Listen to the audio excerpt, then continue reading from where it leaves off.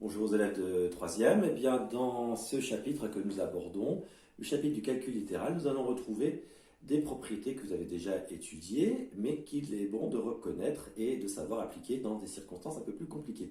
Nous allons parler donc de distributivité, de développement, de factorisation. On va parler aussi d'identité remarquable. Ce sont des formules qu'il faudra savoir par cœur. Il y a 3 formules très importantes à connaître dans ce chapitre. Il faudra les connaître par cœur.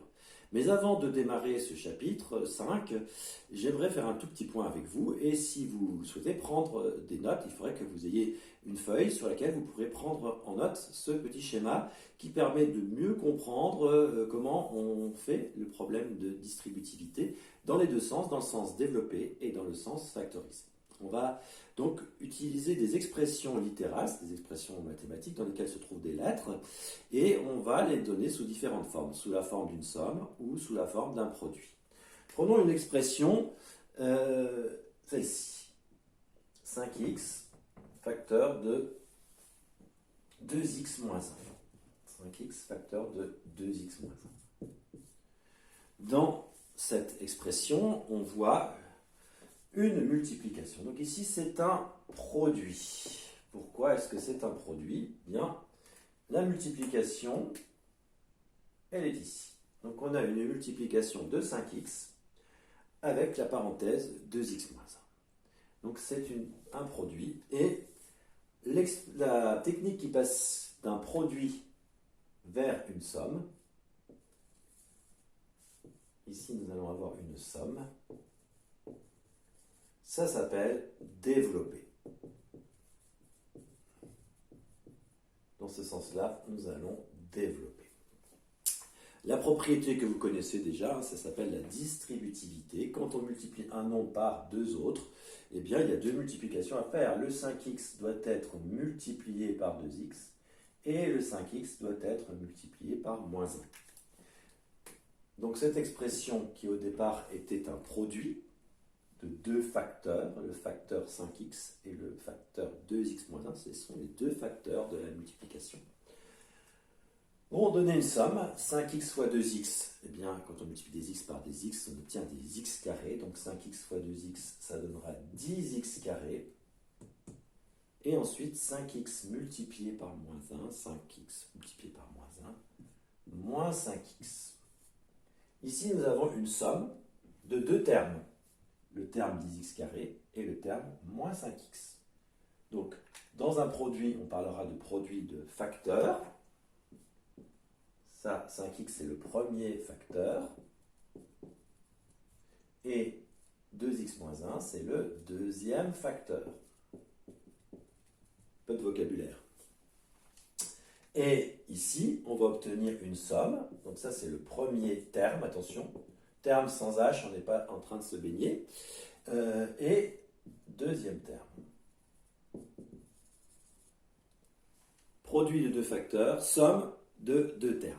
Donc la technique qui consiste à passer d'un produit à une somme en utilisant la propriété de distributivité, on fait une distribution là, distributivité s'appelle développer. Et il y a une technique qui permet de passer d'une somme à un produit. Maintenant, si j'ai 10x carré moins 5x, qu'est-ce qu'il y avait avant?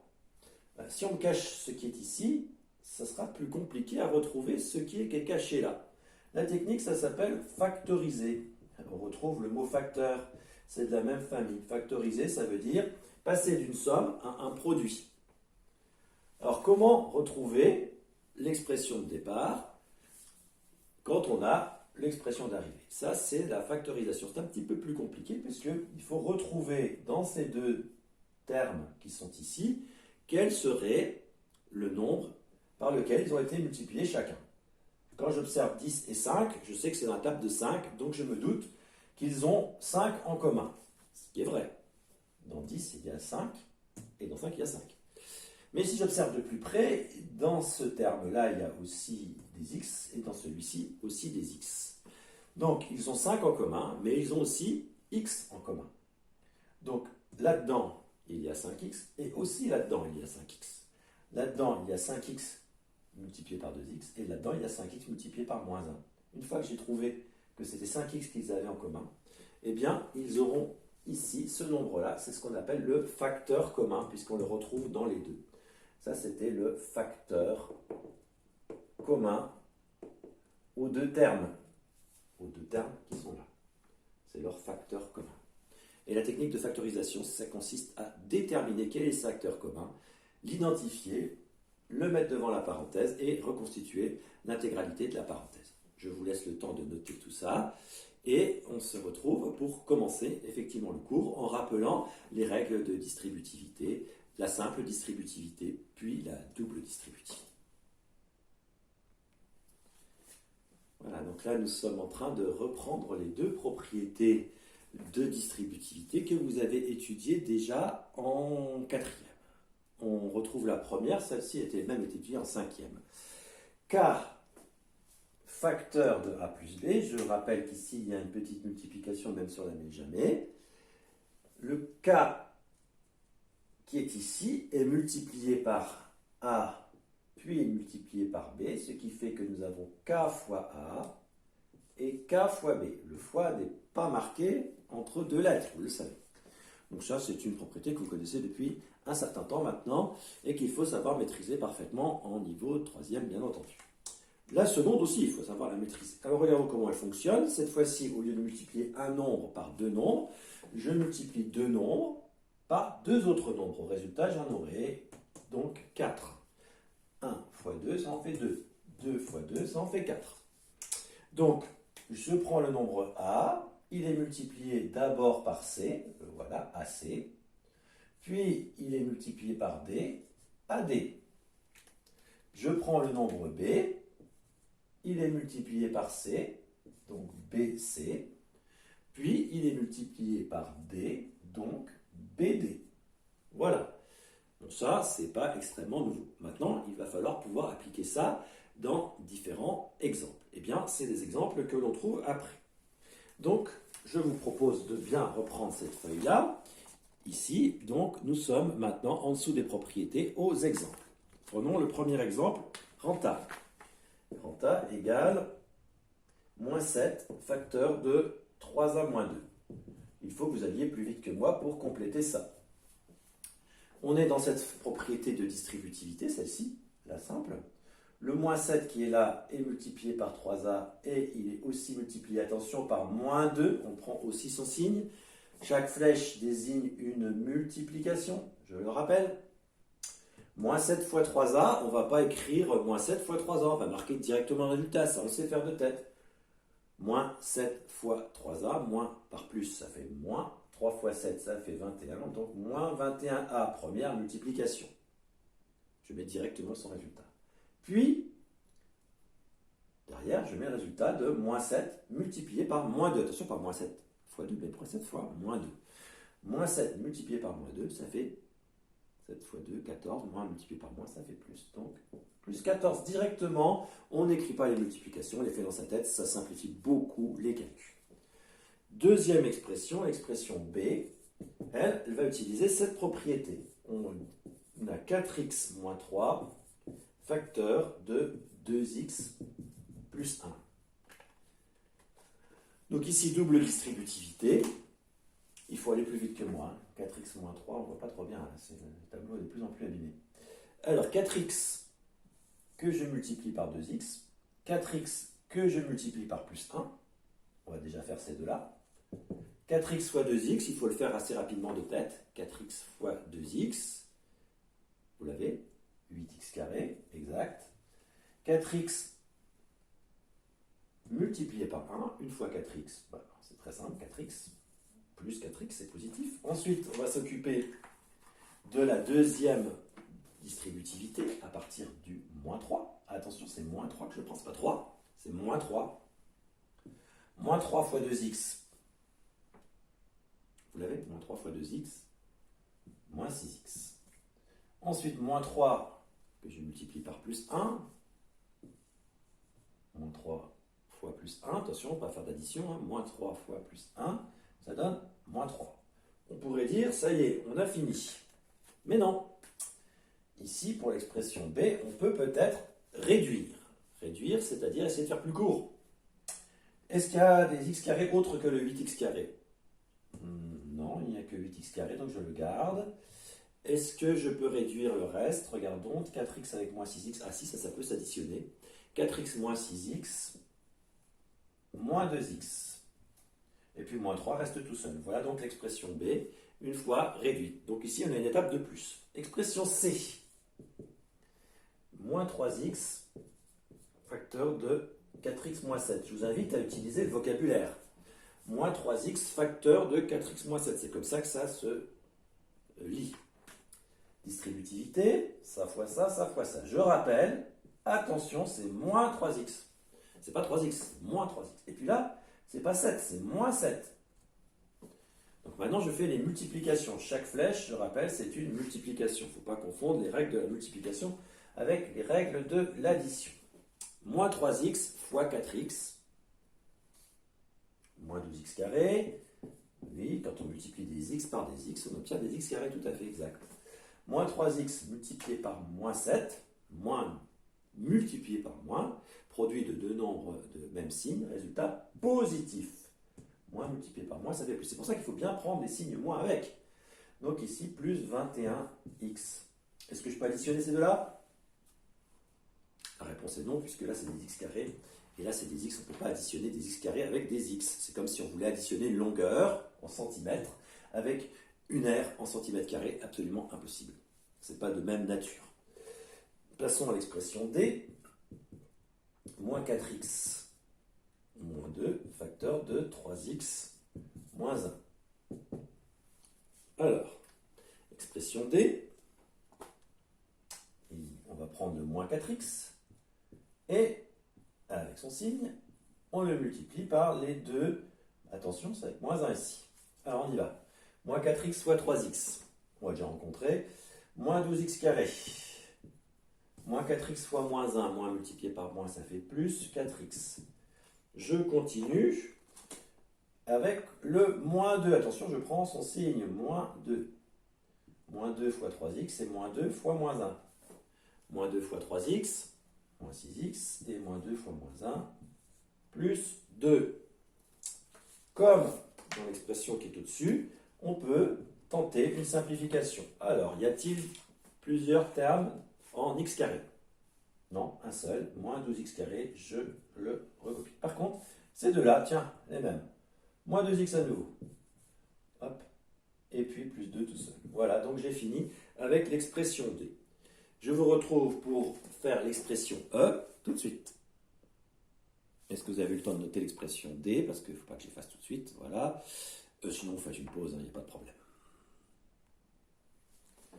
L'expression E, eh bien l'expression E, elle est un peu plus longue que les autres. On se rend compte qu'elle est en deux parties. Il faut déjà les identifier, c'est important. Ici, vous avez un premier produit, 4x par 2x moins 5, qui fera objet d'une simple distributivité. Un produit plus un autre produit. Il faut bien voir que l'expression est séparée en deux parties. C'est une somme de deux produits. Le produit 4x par 2x moins 5 et le produit 6x moins 2 par moins 2x plus 3. Donc, ce sont deux parties bien séparées. Priorité des opérations, on fait d'abord les multiplications, donc ça va ensemble, et ça va ensemble. On ne peut pas additionner, l'addition c'est ce qu'on prend en dernier, puisque d'abord on fait les priorités, ce sont les multiplications. Donc on va s'intéresser à 4x que l'on va distribuer à ces deux-là. On ne va pas continuer les flèches puisque la parenthèse est finie là. On ne va pas multiplier 4x par la suite, c'est terminé. 4x est multiplié par ces deux nombres-là. 4x par 2x, 8x carré. Vous voyez, ça, c'est acquis. 4x fois moins 5, attention, avec le moins. Moins 20x. Ok, parfait. Puis, maintenant, on a fini pour cette première partie, ce premier produit. Nous allons faire donc le deuxième produit. Et le deuxième produit, lui, il est basé sur la double distributivité. Donc, on a 6x qui va être multiplié par moins 2x et par plus 3.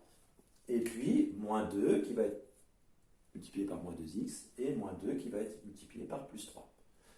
Alors, 6x multiplié par moins 2x, positif multiplié par négatif, ça donne négatif, 6 fois moins 2, moins 12, et des x multipliés par des x, moins 12x carré. Je continue avec 6x, hein, c'est ce que je suis en train de faire en rouge. Je vais peut-être le réécrire en rouge pour que vous voyez bien ce que je suis en train de faire. Je suis en train de multiplier 6x par moins 2x. 6x par 3, 18x, plus 18x, hein, c'est des positifs cette fois-ci. Ensuite, je passe à moins 2, attention, moins 2, avec multiplication par moins 2x. Moins 2 multiplié par moins 2x. Moins 2 fois moins 2 plus 4x. Et moins 2 fois plus 3. Moins 2 fois plus 3. Moins 6. Et oui, effectivement, il faut ne pas trop traîner sur les petites multiplications. Sinon, ça devient extrêmement long à faire comme type d'exercice. Étape ultime, puisque ici on a une expression extrêmement longue, on va quand même pas garder ça comme ça. C'est pas très pratique à utiliser quand c'est aussi long que ça. On regarde ce qu'on peut mettre ensemble. Des 8x carré, tiens, il y a celui-là qui peut aller très bien avec celui-là.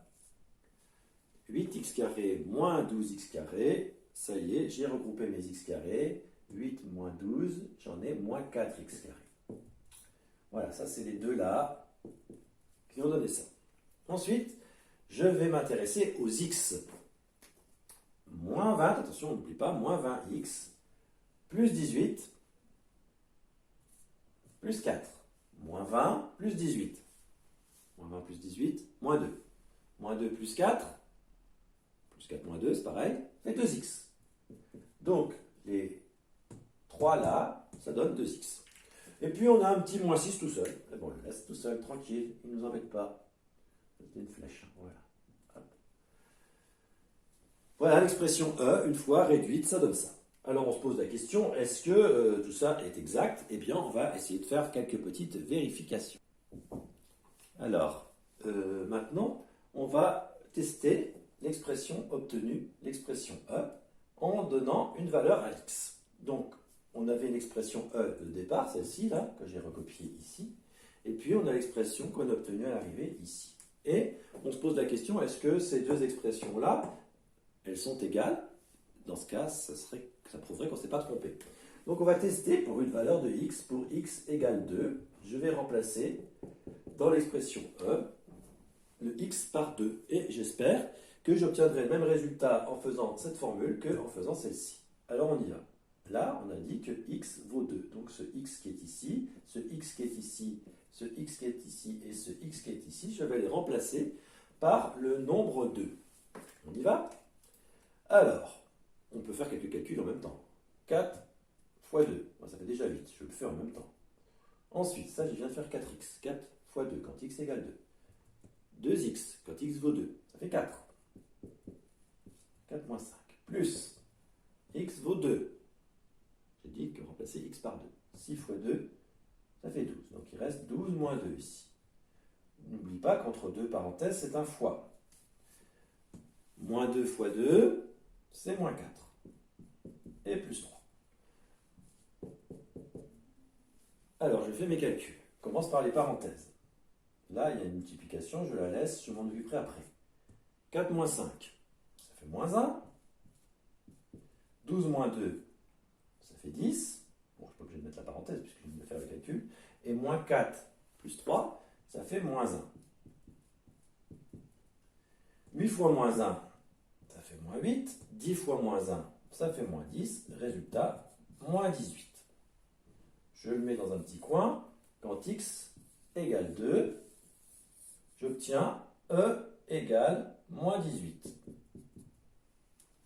J'espère que l'expression E que j'ai écrite ici réduite va me donner aussi moins 18 quand je remplacerai x par 2. Donc au départ, j'ai pris l'expression donnée par l'énoncé, j'ai essayé avec x égale 2 et j'ai obtenu moins 18. Maintenant, moi j'avais fait un travail, j'avais obtenu ça. Et j'espère que cette chose que j'ai obtenue là nous permet de trouver aussi moins 18 quand x égale 2. Auquel cas, cette formule serait plus simple que cette grande lame. Et c'est très utile de simplifier des formules, en particulier en informatique, où on veut des algorithmes qui vont très vite pour trouver les résultats et qui ne nous laissent pas devant un écran vide pendant un bout de temps parce qu'il fait son calcul et il fait un calcul compliqué alors qu'il pourrait en faire un beaucoup plus simple.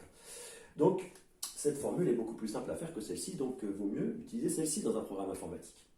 Alors, regardons ce que ça donne pour x égale 2. Pour x égale 2. Donc, Là où c'est marqué x, ici, bien, je vais mettre 2. Donc, l'expression E, ça va donner moins 4 fois 2 au carré,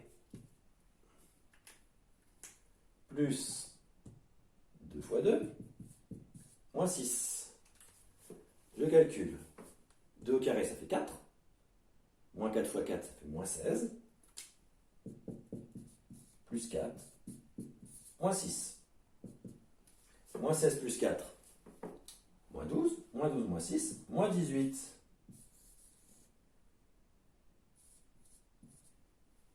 Je suis content parce que avec la même valeur de x, j'obtiens le même résultat pour E. C'est peut-être pas sûr que je ne me suis pas trompé dans l'expression E, mais en tous les cas, si je n'obtenais pas le même résultat, il y avait un gros problème.